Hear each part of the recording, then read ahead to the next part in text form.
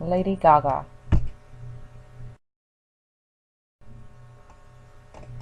Lady Gaga's early life.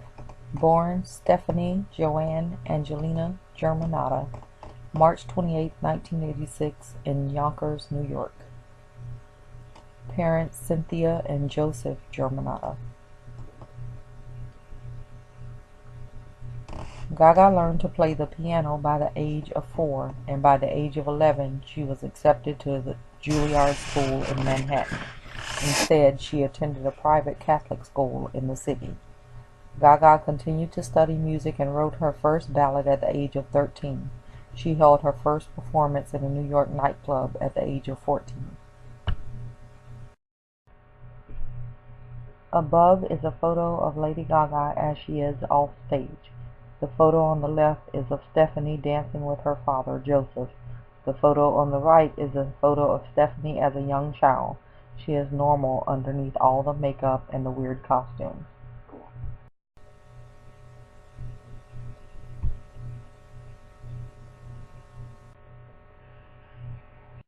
Worst mood on the way here. I just get so revved up when I do these benchmark shows, because I start to think about all the people that have tried to stop me, and I get this, like, super intense, like, fear. Yeah, and then I think about how I don't really give a shit if people don't understand what I do, because I don't make my fans understand. I just don't want my fans to ever feel.